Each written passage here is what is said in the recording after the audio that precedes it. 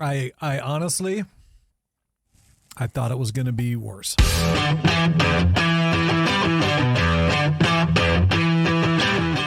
Hello, everybody. You sneaky bastard. I gotta Sitting catch here you. smelling this, and then you I get gotta all catch you off guard every once in a while. So glad you're back to do your half of this podcast. Yeah, Last week you were I was in an airport.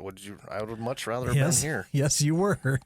For whatever reason, you were stuck in an airport. I still don't know why you were stuck in an airport in Dallas, Texas. Well, I think the storm that went through that stretched from Dallas to essentially Sioux Falls, I think, caused a lot of flight delays, and planes and crews couldn't get to where they needed to get to. So everybody was behind. Crews were behind, pilots were behind. Yeah, I mean, our plane was there. They just sent it somewhere else when it was time for us to get on it. Oh, I just thought maybe you could get on there and be like, I got this, folks.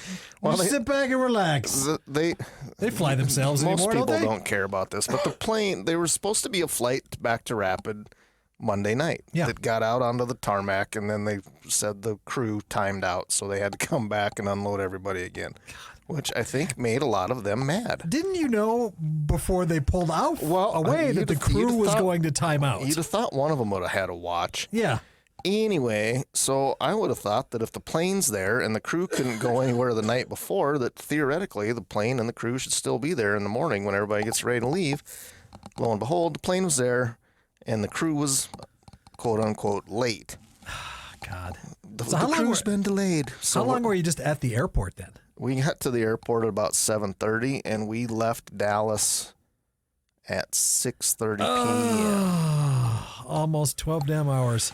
And we then we got to Denver at about 8 and flew out of there at about 8:15 or 8:30, and we got back to I pulled into my garage right at about 10:30. So that's a long day. It was a whatever, That's 15 a long or damn day. 16-hour day. Yeah, it was a doozy. Well, you were doing that. I was sitting with buying $15 Bloody Marys. It was fucking horrific.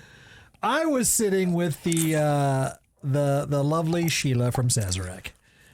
You were in Texas. I did. They did have a lot of very nice bottles at the bars in the airport in Dallas. Well, that's something to say then. And they had Weller and Bland's, Eagle Rare, each Taylor. They had a pretty fair selection. Pretty good selection. Well, I was drinking. They didn't have that at the Capital One Venture concierge booth or whatever we ended up in. But that was still free, so it was free. I complain. did see an Uncle Nearest that I really kind of that's the one I got there. You didn't get to be here with Sheila, which was too bad. She was a blast as always. Oh yeah. So if you didn't listen to that podcast, go back and listen to last week's, because we talked about the brand new whiskey from Chris Stapleton and Buffalo Trace, which is Traveler is what it's called. I did get a chance to taste that on Thursday. It was way better than I thought. The more I thought about it, the more now I put that in my top 3 list of whiskeys I would give to somebody that's never had whiskey before. That's starting out. That wanted to get into it. Super smooth, easy to drink. Not too much burn. Easy. 90 proof though. Yeah. They really mellowed that out and blended it well to cut out a 90 proof bourbon. Or it's not a bourbon. It's not a whiskey. Bourbon. I think that's part of why it's so easy. It's got a Canadian blend in it too. Well, I think I think it has a fair amount of that. I don't know why a lot of you Canadian whiskeys, you just can't figure that out. just blend it a little bit better, and maybe it'll be pretty good. I don't know.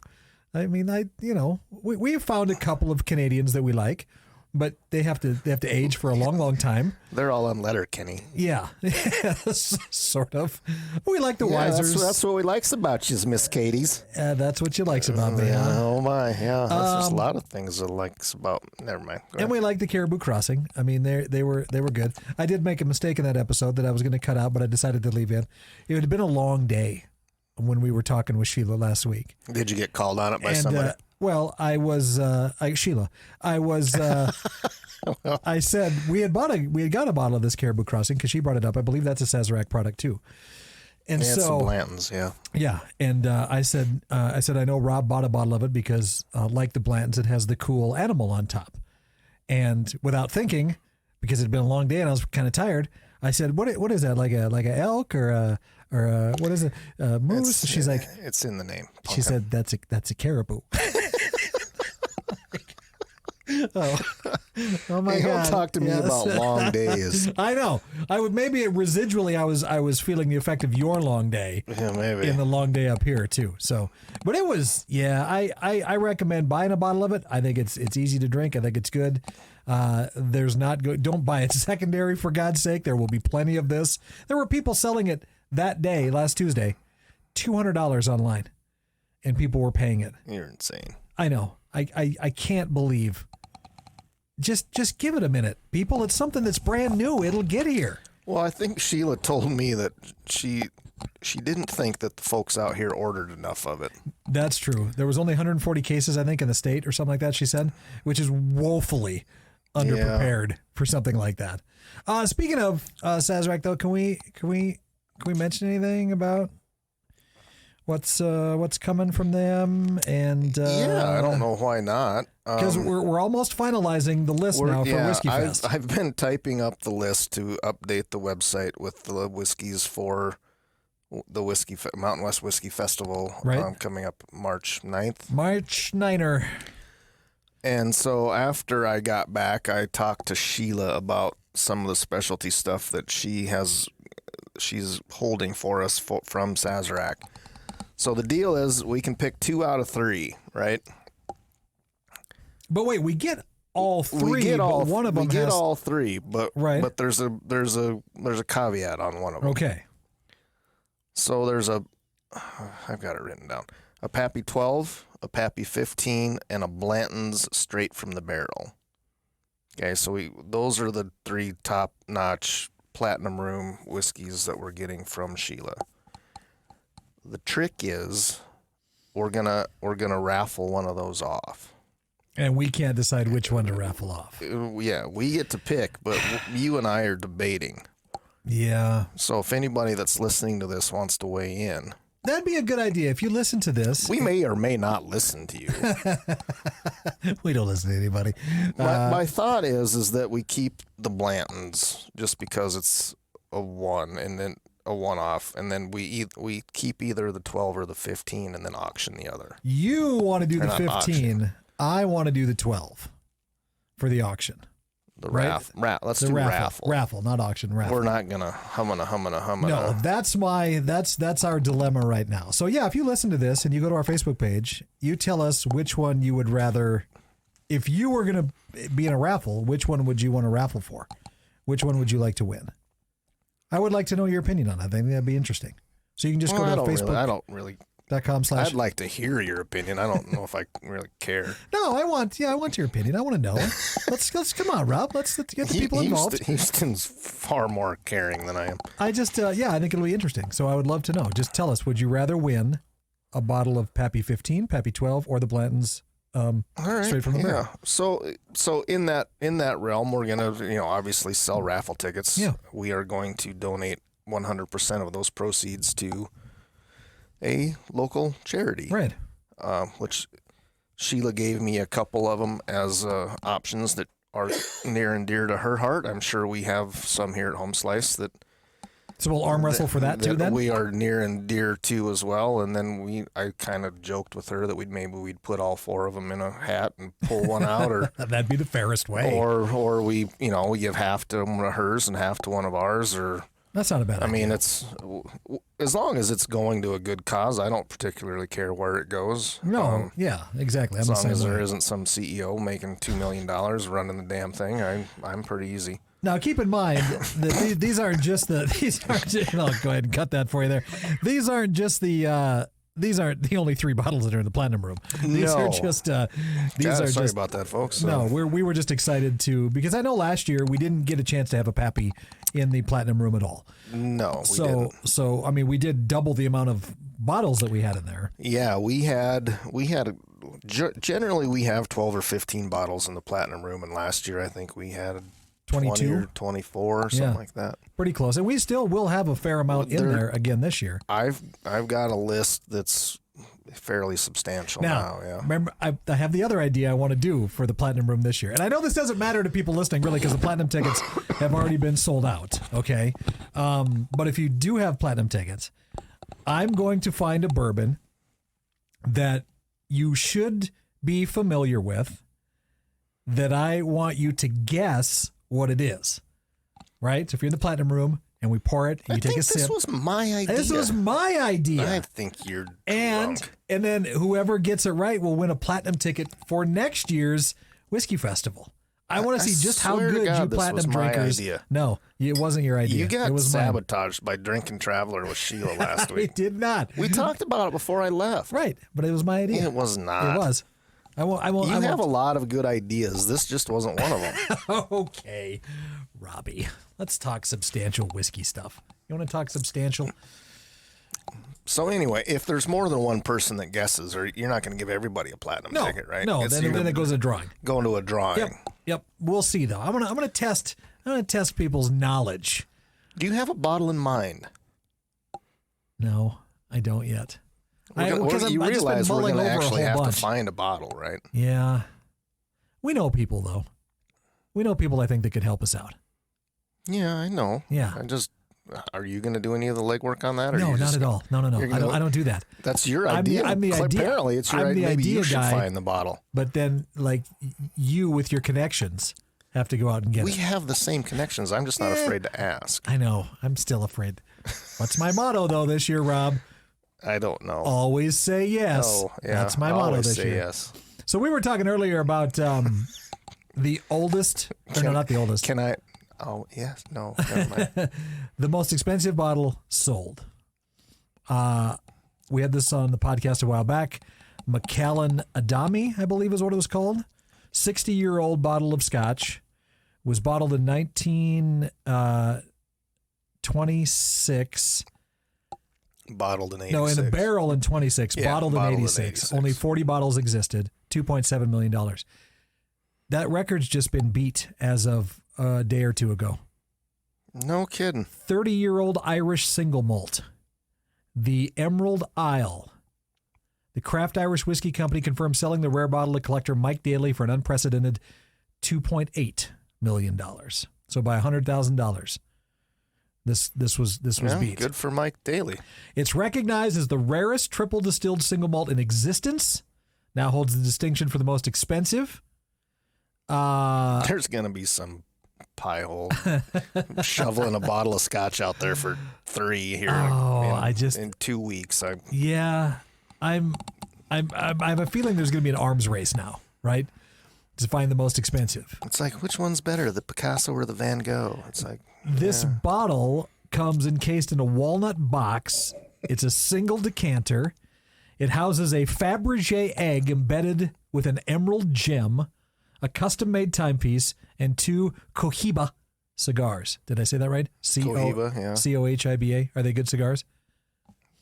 I'm sure I haven't had those, but right. Yeah, Cohiba makes a decent cigar. But that just leads me to, so were you paying for all of that other crap in there? Well, I don't know. Did the scotch have all the fancy stuff, or was it just the scotch? No, it was just the scotch, just the bottle. You probably got, I don't know what a Fabergé egg goes for, but I didn't even think those were a thing. Remember we used to have the Fabergé egg place out on Deadwood Avenue? Yeah. when that was a thing? Is it still a thing? I don't know. Do I look like somebody that collects Fabergé eggs? The way you're sitting right now, kind of.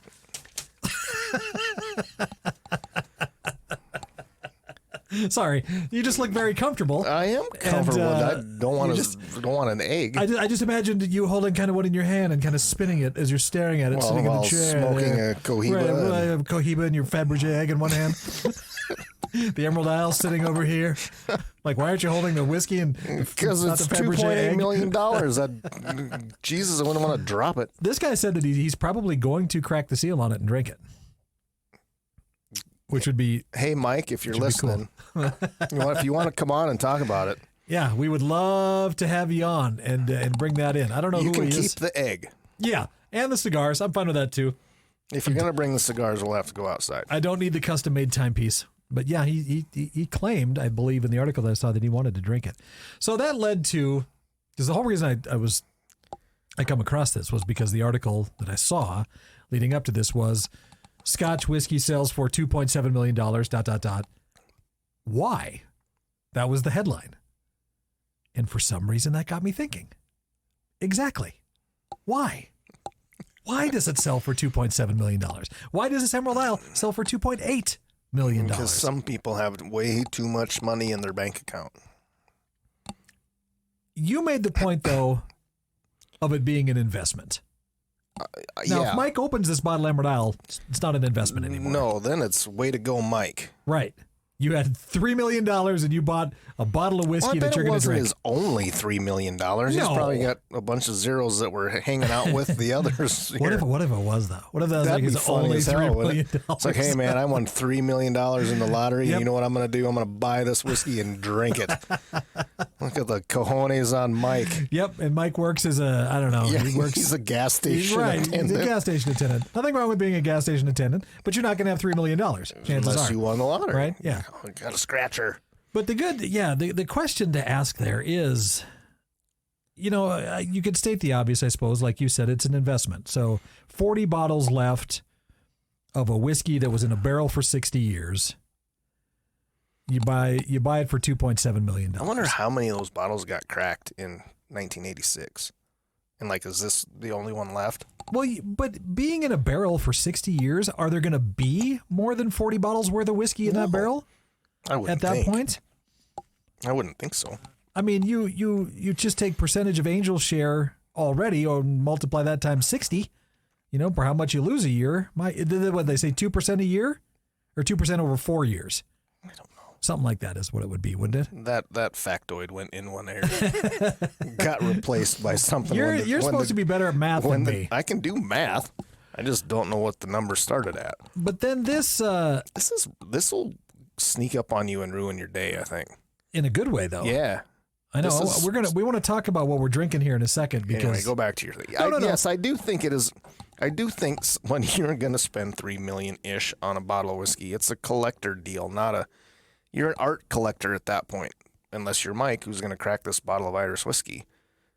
It's like hanging the Picasso on your wall or the Van Gogh. Except you don't actually get to enjoy the whiskey. Well, I like the point of this article. That was kind of one point they made, investment. But then they say that now, though, people are desperately searching for authenticity when it comes to the things that they want to purchase and enjoy and like. Right? So that's why so many of these whiskeys are now... So that's another reason we should talk about this thing. What we're drinking right now? Yeah. You don't think this is authentic? Is that what I'm getting right now? Well, no, I guess. And somehow we bought it. Authenticity. It's hard to define that word, though, it's not right? going to keep me from having another snort of it. No, definitely do. So they say that authenticity revolves around adhering to internal or external standards, examples of which include adhering to personal values or meeting specific criteria for certain products, like vintage cars and artisanal food and craft beer, right?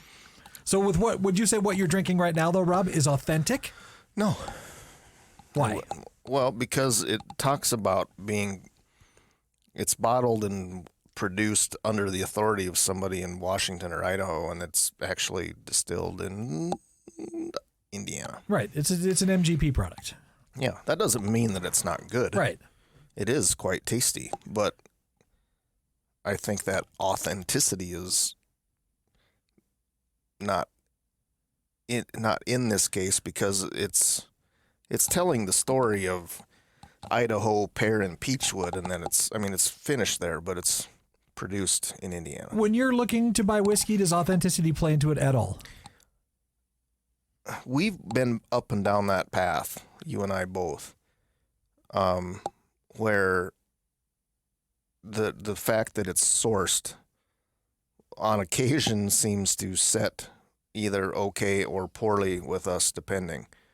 There are plenty of good whiskeys that are produced and distilled by the companies that are selling them, and then there's plenty of good whiskeys that are produced and sold but distilled by somebody like MGP or others that are sourcing the whiskey originally. I generally I will look for it to see if it's distilled as an MGB product or MGP product, but that doesn't necessarily dissuade me from purchasing it. It makes me, at least I know the actual story to one degree or another when I'm having it. Does that make sense? Yeah, it does. And we were talking a little bit earlier about Canadian whiskeys, the Traveller to be specific, which is mostly blended Canadian whiskey. We've talked about Canadian whiskeys that we like. Weiser's 18 is right up there on the list. They did a study on Canadian whiskey and revealed that distilleries could leverage their physical features and local character to enhance the perceived authenticity of their product. Bottles from older, more established distilleries were regarded as more authentic and hence commanded higher prices. Consequently, whiskeys from newer factory-style distilleries had less appeal. So, but that's what's happening with some of these, craft whiskeys too. Is they're telling the story, but they're sourcing the product. You and I have joked about coming up with a label for, whiskey at work. Whiskey that I have a great one written and ready to go. That Rob and Mark were traipsing around the woods and fell down a gold shaft, or it's maybe I'll read that at the end of this podcast. Oh God, please don't. But you know what I mean? That the authenticity then is lost. That doesn't mean that it's not a decent product and you shouldn't drink it. It's just know what you're getting when you buy it. Well, I think a recent example of that is that Fry Ranch that we've had, which hasn't been around that long, right? But it ended up being a really good bourbon to drink. And so I guess if your definition of authentic is the fact that you like it and you like the bottle and you like its story, then that's all that matters. Is that what it comes down to, sort of? Well, to me, the authenticity comes from trying not to deceive the people, right? To me, there's this, like Sam Adams still calling themselves a craft brewery. Well, that's deceiving. Well, a little, but to me, yeah, okay. Sam Adams. To me, the Sam Adams thing, they probably started out as a craft brewery, but now their volume is such that it's craft to me insinuates that it's a small batch type of product, especially when it comes to brewing. You don't have a mass assembly line. You're brewing this one batch at a time, and that's the way we're going to do it, blah blah blah, right? Well, in-house standard, I suppose, would be the term they would use. Well, you said that earlier in our discussion offline here, but there's a brewery here in town that has an off-site brewing facility and a tasting room in town. Now they still do some of their brewing here in town as well, but does the stuff that is brewed off-site, is that not craft brew? No, it's not. No, I don't know. I have no idea. You know what I mean? Yeah. To me, that's still craft brewing, and it's a damn good product. Sam Adams, to me, is with national distribution has brewed its way out of being able to call itself a craft brewer. So then, speaking of authenticity, so I suppose, so it doesn't matter if they're large mass. Let's say you take Jack Daniel's. Jack Daniel's, you would call authentic. Yeah. Right. Well, they've got a history, and they hold true to their story and their brand. I think they're probably one of the better examples of being authentic. Okay. Yeah. All right. I mean, people that are listening, feel free to disagree with me. Right. But I mean, to me, that's the authentic. That's your second glass. Yeah, no kidding. But like even say Proof Artisan in Fargo, which I mean, they're authentic. They're getting their grain from North Dakota. They've told a story. They're distilling on site, or they're distilling their own product. They're aging their own product. that to me is they're holding true to their ideals and their story.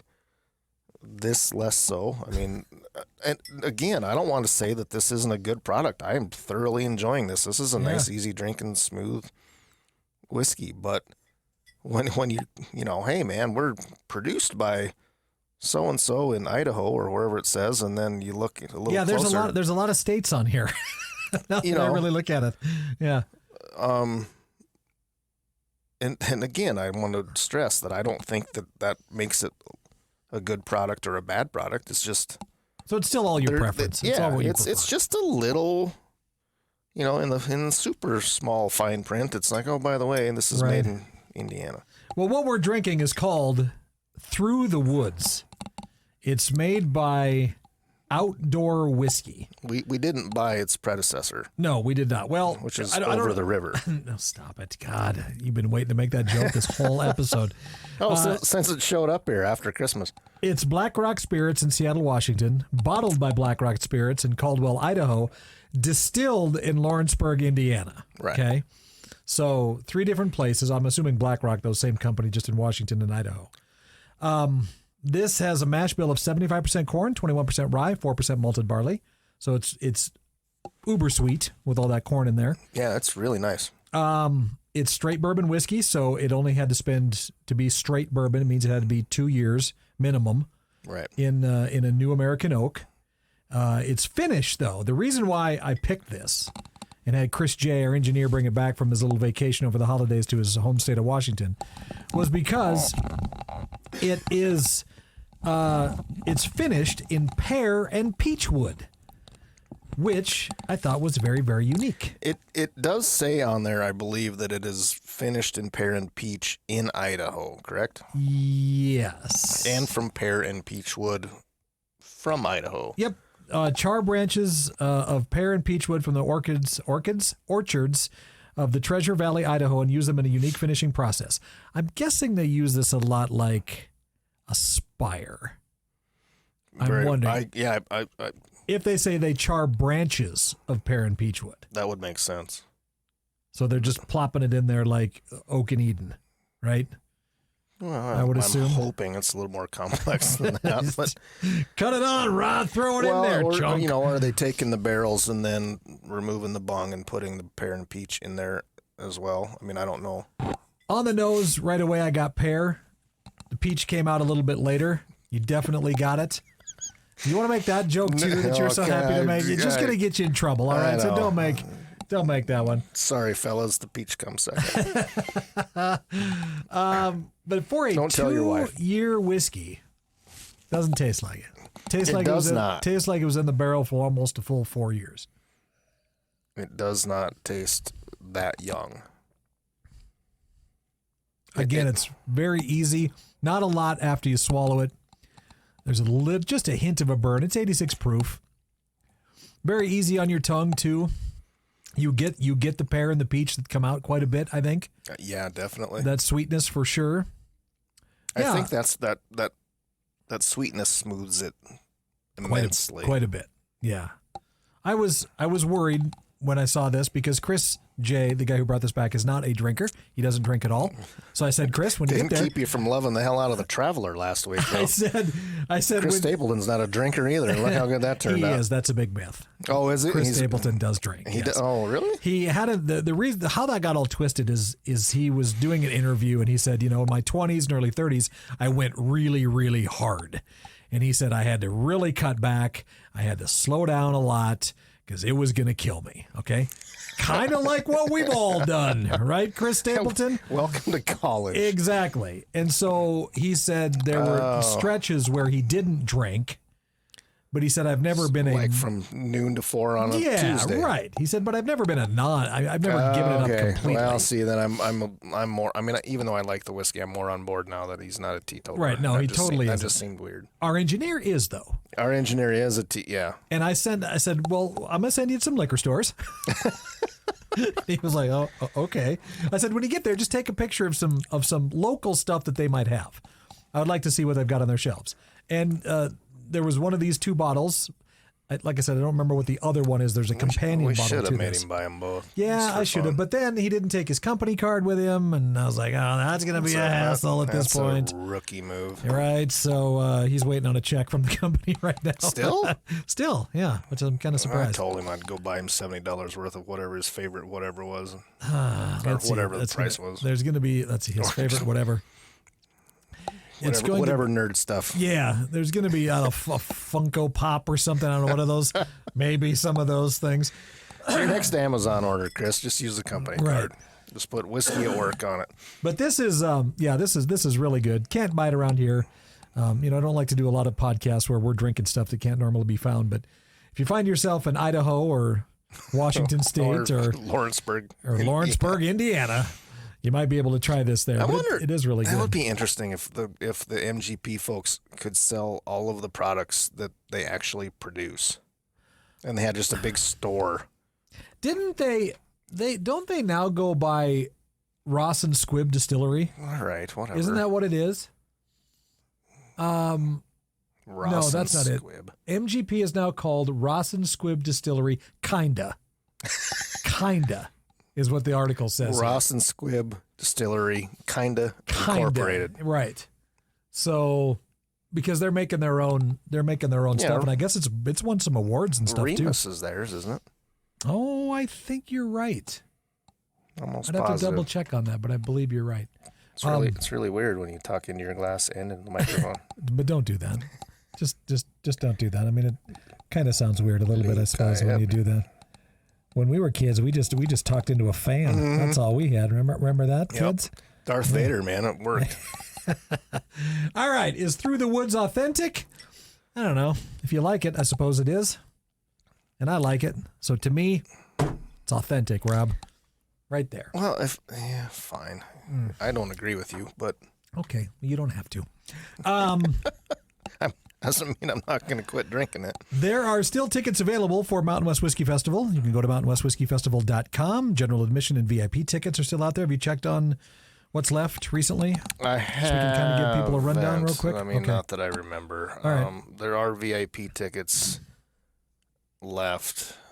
There are GAs left for sure. What are we, 6 weeks out, 7 weeks out? Non-sampling in there too. And the list is hopefully going to be updated on the website. I When? need to run the list back by John over at the Rushmore. I would like somebody to take a look at it and see if we need to move anything around. I think I'm pretty solid on the platinum, but there might be stuff that, and some of the stuff that should be VIP Right. that needs to be moved. That we want to give everybody around an a little. absolutely wonderful experience. So just Yeah. know that we put a lot of work into this for sure. And it's more economical than some of the whiskey tastings that I've seen tickets for lately. We're just not charging enough, Rob. Yeah. Damn. That's going to be what comes out of this if people are boy. actually getting what they're advertising on some of these I'm like things. just coming and sampling 5 bottles of something. Yeah, jeepers, creepers. Anyway, Yeah, that's unnerving. MountainWestWhiskeyFestival.com. The raffle that we were talking about earlier will be available to anybody with a ticket. Okay, so It's not you gonna be- have to it's have not- a ticket to the It's event, not though. going to be limited to the platinum room, is what Okay. I'm saying. But you have to have a ticket in order to be part of the raffle. You'll have to buy. You'll have to be at the event to buy the to ticket. buy the ticket. Got it. So, Okay, cool. Excellent. Details I don't think we've ironed out yet, but in my head I'm thinking like a $10 ticket. That'd be perfect. All right. Well, keep checking that Buy website. as many as you want. Yeah. There's no limit. Unlimited. Okay. MountainWestWhiskeyFestival.com coming up March 9th. Rob and I will be there. That's the reason why you're getting tickets. Let us we know. seriously. This is not a BS deal by me where we talk about wanting you to come in and actually try this stuff, Right. which we do. But There's only been a few people that have taken us up on this. it's been few and far between. Right. But this whole the question about which one do you want to win and which one do you want to try? I'm really curious about that because you and I differ. Yes. So please comment if you can. Even if it's in if it's on our Facebook page. Yeah. Facebook.com/whiskeywork. Or I know we have people from the Dakota Whiskey Territory that listen as well. If you want to post it in that forum too, we would just anywhere. Just let us know. email us if you want it. We don't have an email address. But, well, you can send it to Houston@catradio.com. That's easy to remember. You can tell me that too if you want to. Or I'd give you my phone number, but I'm not going to do that because I don't want a bunch of text messages. But anyway, yeah, let us know. From earlier in the podcast, we'd appreciate it. All right, that's going to be it for this one. Two authentic fellas sitting here drinking through the woods. Thanks. Thanks all. Hanging out.